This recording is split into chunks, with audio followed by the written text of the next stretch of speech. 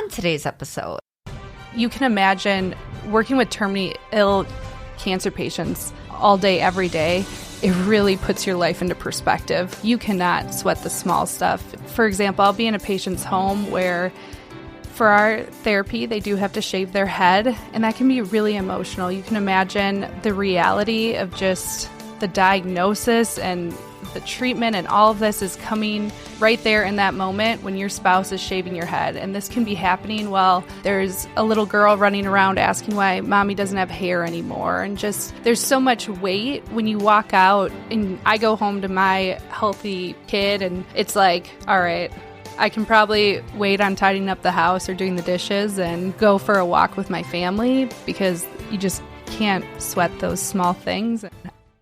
Welcome to the Life Challenges podcast from Christian Life Resources. People today face many opportunities and struggles when it comes to issues of life and death, marriage and family, health and science. We're here to bring a fresh biblical perspective to these issues and more. Join us now for Life Challenges.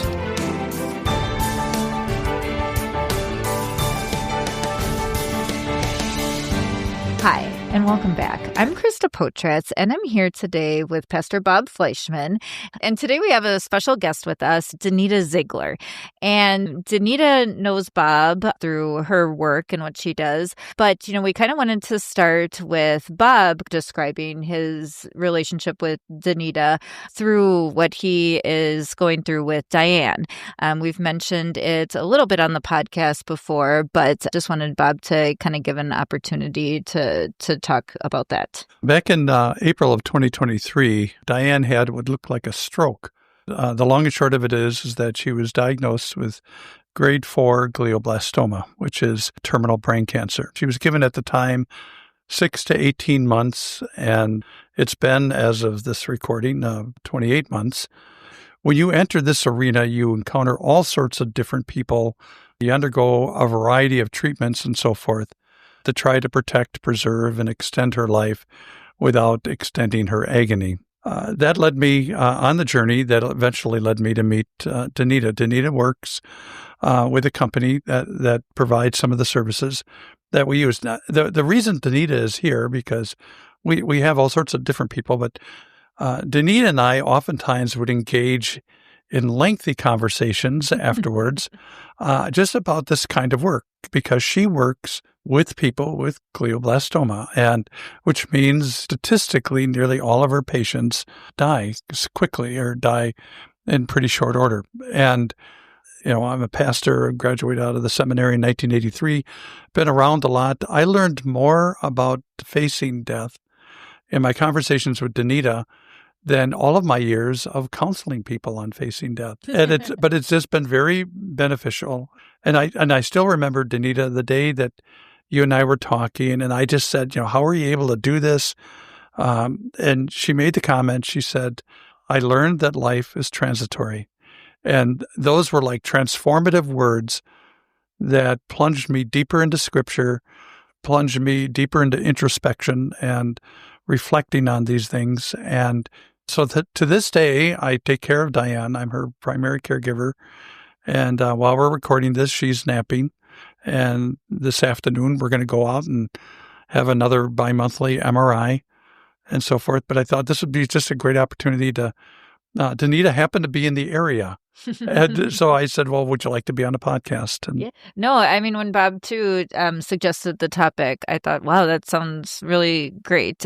It's a different perspective for our listeners, too, with talking to somebody whose job it is or to come into contact with terminally ill patients. And like Bob said, too, for a lot of us, it's probably a very heavy line of work with what you do. But we'd love to just hear how you got into your journey here and a little bit about yourself, Danita. Oh, well, thank you guys. I'm really honored to be here. I grew up on a dairy farm. My dad was a first-generation farmer who had 3 daughters. He always said that he wasn't sure farming was always going to be here, but the medical field would. So all 3 of us, we went into the medical field. When I was 16, I became a nursing assistant, which gave me a couple extra years of experience, I would say. I worked in a memory care facility. I worked with substance abuse, and then I did private caregiving with hospice. I then did end up going to school for occupational therapy and ended up at a medical device company, which Bob shared. That's when I crossed paths with him and Diane. I am married with one son, and I'll be the first to admit I am one of those people. I definitely believe the lie of children. They are very time consuming, they're expensive. When you have kids, your life's going to be over. And was I so wrong? So just thinking about like my conversations with Bob and like my faith journey, having a kid was a big step on it for sure. No, and I mean, we'd love to kind of hear more about your faith journey too, because when Bob too mentioned to me beforehand about just how you said like that life was so transitory and everything, and that really helped him on his journey. But can you tell us a little bit about your faith journey? Yeah, I think it's exactly that. It's definitely a journey. There's ups and there's downs, and I'm always growing. I think we all have moments in our life that we think of as like challenges in our faith journey. For me, my mom did suddenly pass away when I was a teenager. I was going to ask, did you, when your mother had passed away, did you go into a rebellious stage? In ways, yes. I think it's the first time in your life for me because I grew up in a Catholic church. My mom worked at the Catholic school that I went to. Like, I'm so blessed that faith was a part of my life growing up. So I had that foundation because I can't imagine experiencing that without it. After my mom passed, did I have a rebellion stage? I mean, maybe some of my aunts would say so. But I also think it's just that, like, the floor from underneath you is taken away. It's just that I had to grow up overnight. And I think it's the first time that I ever even had a glimpse of a thought of, like, what if there isn't something after this? I didn't even question it any parts of my life until then. And I don't think it's overnight that went away. After my mom passed, I went and worked at a small memory care facility. And in a way that was therapeutic, these family members and the people who lived in this facility, so like the residents, I could care for them like they were my mom who will never get old. And I think there's something about that was healing. I also think being with people in that facility, you're around hospice a lot and people's end of life, and you see things that are beyond any coincidence or phenomenon, and it brings you so much peace. You know, more people could probably admit that they're not really sure what comes after. And it is scary because it's unknown in a way. As much as we all say we have faith and we have this plan and we feel good about it, it's like it does come and we are unsure a little bit. And I can tell you that working, especially with hospice, seeing these people, their like fears just go away, and there's a lot of similarities. People typically see somebody, like they get visitations from people who have already passed, like somebody comes to get them. And there's so much peace with that. And I think bringing this back to, I brought up just different parts of our life. So having a child, prior to having a child, I helped and watched so many people leave this earth. So I think then when I had this child, it like really brings your faith into this full circle of this concept that as I've started over 300 patients on this medical device who have glioblastoma, I'm a stop in their journey, really. What I've told Bob is life is so temporary. It's like people are leaving and we have to say goodbye to them, but we're also bringing people in, and everybody's called for different things of where you cross paths with people and like where were stops in people's journey. Well, and our faith is what finally tells us, because it's called faith. The Hebrews 11:1 definition of faith is being sure of what is hoped for, certain of what you do not see.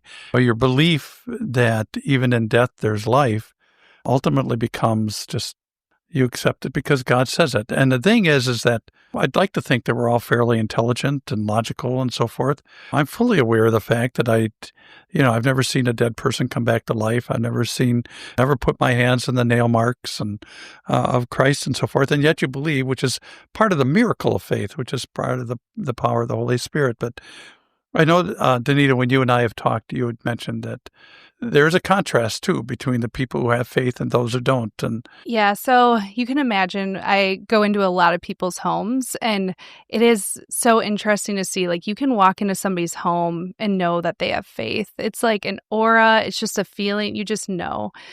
I am so blessed that my job allows me to cross paths with inspiring and amazing people with this beautiful faith. I really do think Bob and Diane are a great example of that. I also want to talk about on that other side of things is you walk into homes that I don't know what their experience has been with faith or with the healthcare system, or there's a lot of baggage going on in this house. There's a lot of dysfunction. It can bring out these diagnoses can bring out the worst in people. And I think as a Christian, like coming into their home, it's like, I have to really I always liked the song, They'll Know You Are a Christian by the Way You Love. And it's like when you go into people's homes, you have to treat them differently than the rest of the world has treated them. Because a lot of times these people who maybe are negative or draining, or maybe it is bringing out like an unkind side. It's just that reminder that we are called to treat them differently than the rest of the world is treating them, because a lot of people have probably not treated them very well. Yeah. And I mean, especially at such a emotional time in their life, too. And I'm sure you have many connections with not only the patient, but in Bob's case, too, also the caregiver as well. Yeah, I want to make it really clear because you can hear even in Bob's voice as he started introducing, it's like this diagnosis does not just happen to the patient. It really happens to the caregiver too. And they are just as important and just as much a part of this. And I've learned it over time too. I've made mistakes before where maybe I've been prioritizing the patient and kind of like was like, oh, the caregiver is totally fine. And then all of a sudden I can just tell, I was like, oh, they need just as much and in some cases more of my attention. And especially for the treatment that Diane does, Bob's a huge part of it. when we started with the device, we had a different contact. Yeah. And then just one time, that contact was here. And then Danita came, and it just was interesting. Of course, I'm endlessly curious. I was curious as to how she coped with this kind of work. But her statement about it requires kind of a level of love, especially for people who don't have faith. And when we had done an interview with our case manager at New Beginnings, I had made the observation that you have to start with where they're at. The thing that I found fascinating working with Danita is that I don't know what number we were for you as far as how many you've dealt with.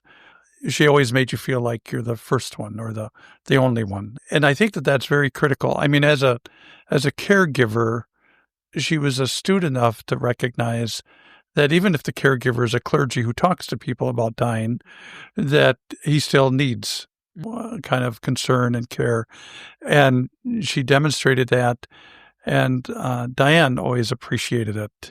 And it's interesting because at this stage in Diane's journey, she's gotten to be quite forgetful now and so forth. But she remembers Danita, and because I'll say to her, well, Danita will be here, and she knows who that is.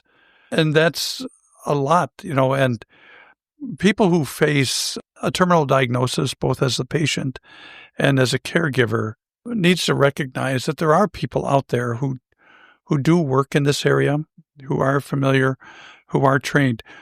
Talk about some of the good and bad moments you've experienced. There have been some, I know when we've talked, there's been some that have been incredible. Some have been crushing. Yeah. I think you brought up a good point in what you were saying too about that importance of being present with somebody. And I really think that this job, and as much as I was maybe supporting those patients, they were just as much shaping me and influencing me all those years, every single one of them. But being present is so important with patients. And I actually think that they taught me that because of, you can imagine working with terminally ill cancer patients all day, every day. It really puts your life into perspective. You cannot sweat the small stuff. For example, I'll be in a patient's home where for our therapy, they do have to shave their head, and that can be really emotional. You can imagine the reality of just the diagnosis and the treatment and all of this is coming right there in that moment when your spouse is shaving your head. And this can be happening while there's a little girl running around asking why mommy doesn't have hair anymore. And just there's so much weight when you walk out, and I go home to my healthy kid and it's like, all right, I can probably wait on tidying up the house or doing the dishes and go for a walk with my family, because you just can't sweat those small things. And if I died tomorrow, I'm never going to regret cleaning the house more. So just priorities really shift with this job, I would say. When you talk about the shaving the head, those of us who listen to this who have known Diane will appreciate the story. Diane's always had this incredible faith, very strong faith, was raised in a strong Christian home and taught me so much about faith, just as my wife.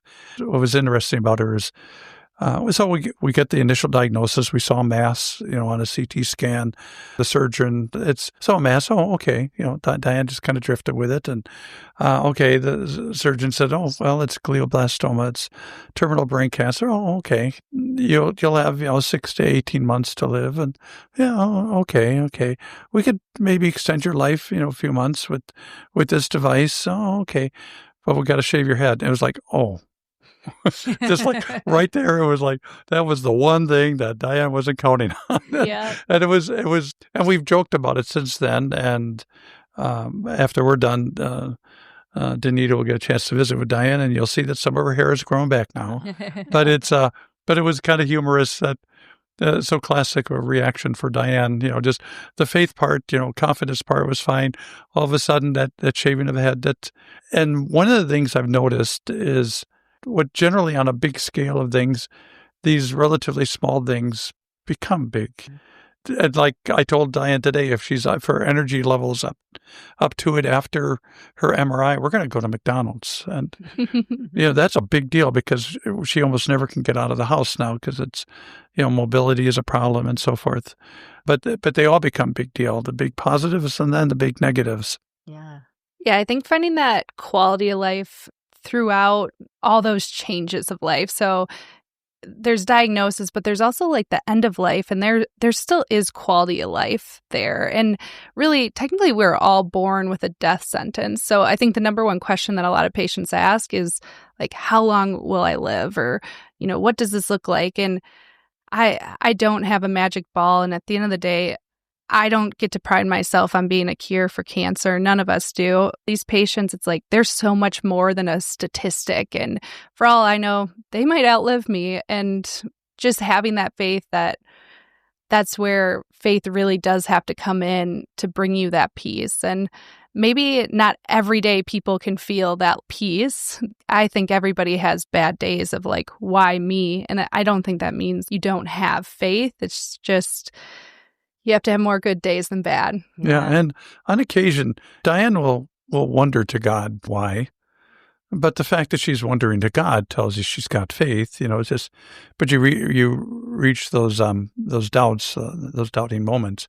Part of the wrestling with this is we're in a realm of no answers. Diane, on the day of my father's funeral, Diane asked me at night when we were getting ready for bed. She said, "Do you know how I will die?"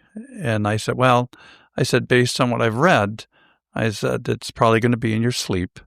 I said, if this is cheer up Bob before we go to bed conversation, you're failing miserably at this.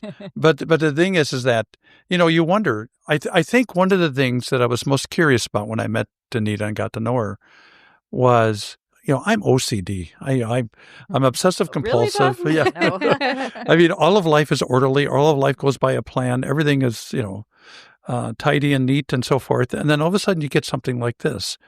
And it challenges. And perhaps my initial curiosity about Danita was, you're dealing in a realm of intangible. You don't know how long you have.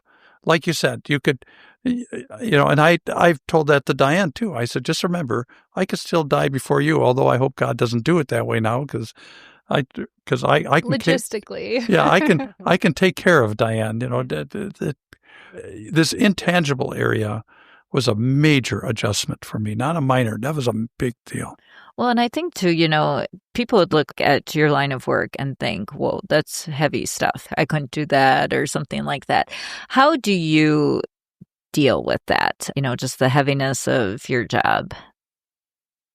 So you cannot pour from an empty cup, and you need to know yourself well enough to know when you're having those early signs of like burnout. For me, I'm not maybe as in tune to somebody's emotions as I typically would be. Like that's an early sign for me, like, oh, I might need to like say no to a few things, kind of do a reset. For me, I try to go where I feel closest to God, which is in nature. And it's just like that reset is really important. And then, ideally, you would kind of debrief on how you got to that point of burnout, and you'd adjust your routine a little bit to avoid it going forward.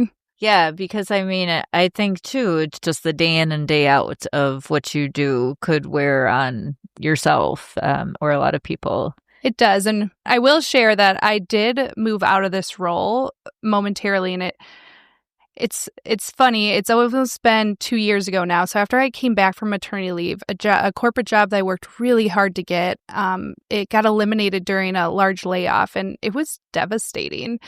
And it's so funny. Otherwise, I wouldn't have met Bob, for example. But there's tons of things when I think about the last 2 years and how I really needed that reset to kind of set my priorities straight and remind me, like, what gifts did God give me to use and to make the biggest impact I can? And am I doing that at my job? Mm-hmm. Yeah. And, those are questions we all ask. Yeah. I'm still trying to figure out what I want to be when I grow up. Agreed. That's where Bob, when he asked me to like come on, I was like, I don't know. I don't really feel like a finished story, Bob. I feel like I'm in the middle. I don't know. Yeah. Well, and I think that's true for maybe all of us, or many of us too, that this is just as we go in life and bits and pieces and everything. You have coworkers, others who do this work. How do they do? The ones who don't have faith, they don't last very long. Yeah. It's pretty, and you'll see that, and we are not hospice nurses. The medical device, it does stop and pause the division of cancer cells. So it's earlier on. I just have an interesting background that I also have that experience in hospice as well. So that after you're using treatments, I've also had experience there. For my colleagues, you'll see it. If they don't have a framework to pull from, it's not going to work. They won't be able to show up for their patients the way they need to.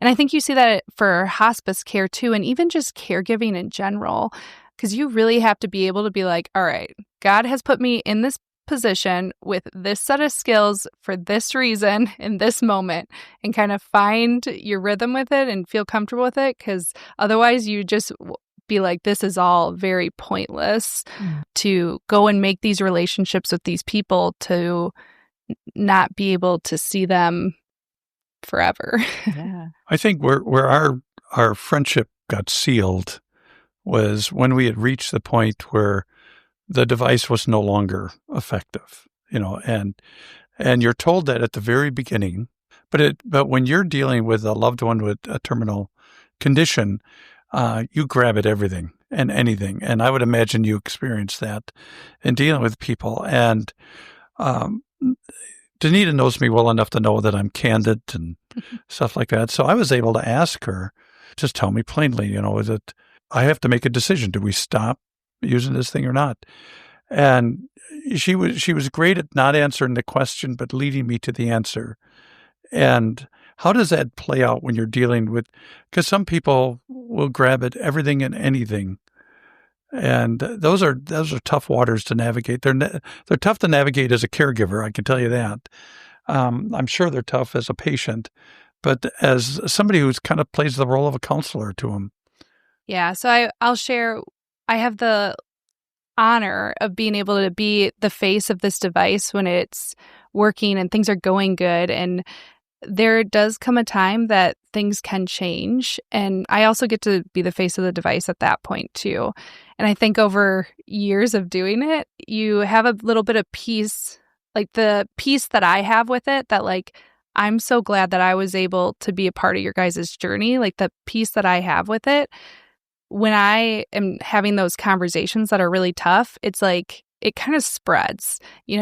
As much as people say like negativity can spread, but so can peace and calm and faith, and just being calming is kind of important during those conversations. Yeah, just hearing you talk too reminds me, so I lost my father very suddenly to a hemorrhagic stroke, and he was in the hospital for 2 days before he passed away. And so that first day, though, we're meeting with the neurosurgeon, and he could tell that we had faith. And so then his faith also came out too in talking to us. And he just looked at us too, because my dad was on a ventilator at that point, and he just said, I really believe that God is calling your dad home.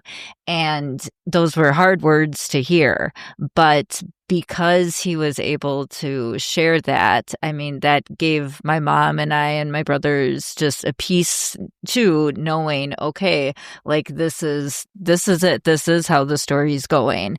But we can have that peace during this really hard time.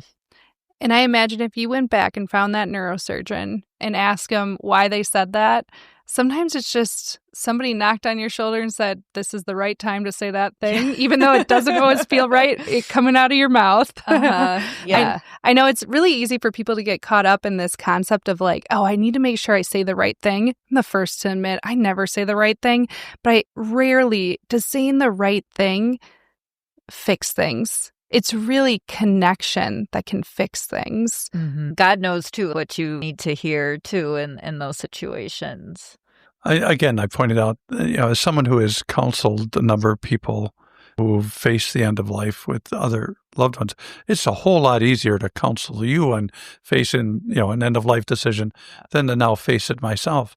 But in the conversation, one of the crazy things, you can, as a child of God, you can study it, you can preach it, you can sing about it, I'm a stranger here, heaven is my home, and so forth.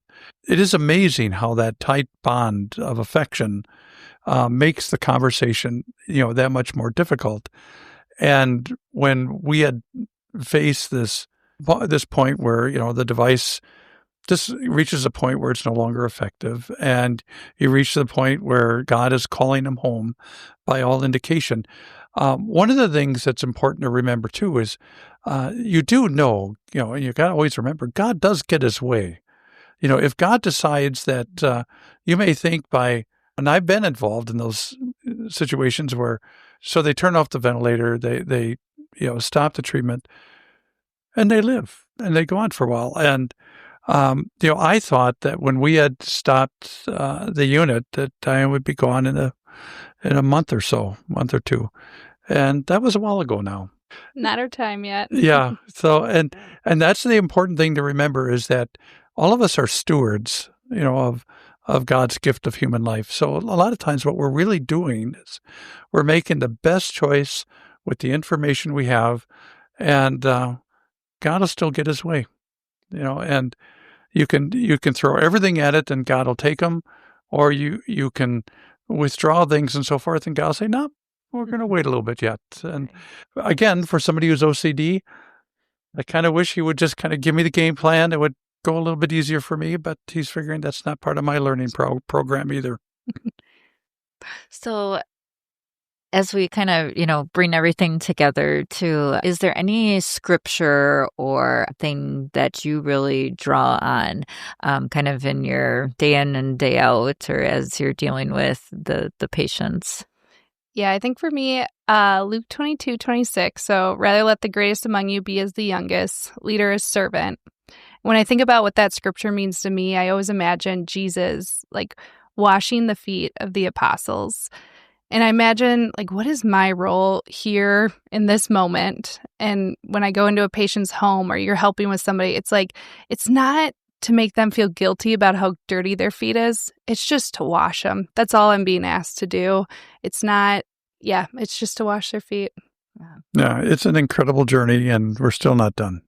Well, Thank you so much for joining us today and talking with us. I really appreciate it. And, thank you for everything you've done for the Fleischman family. Yeah, too. it's been great. And I can definitely see, how you have built a connection with Bob. Thank you so much for coming on today. And we also appreciate all of our listeners for joining us. And if you have any questions on this episode or any of our other ones, you can reach us at lifechallenges.us. We'll see you back next time. Bye. Thank you for joining us for this episode of the Life Challenges podcast from Christian Life Resources. Please consider subscribing to this podcast, giving us a review wherever you access it, and sharing it with friends. We're sure you have questions on today's topic or other life issues. Our goal is to help you through these tough topics, and we want you to know we're here to help. You can submit your questions as well as comments or suggestions for future episodes at lifechallenges.us or email us at podcast@christianliferesources.com. In addition to the podcasts, we include other valuable information at lifechallenges.us, so be sure to check it out. For more about our parent organization, please visit christianliferesources.com. May God give you wisdom, love, strength, and peace in Christ for every life challenge.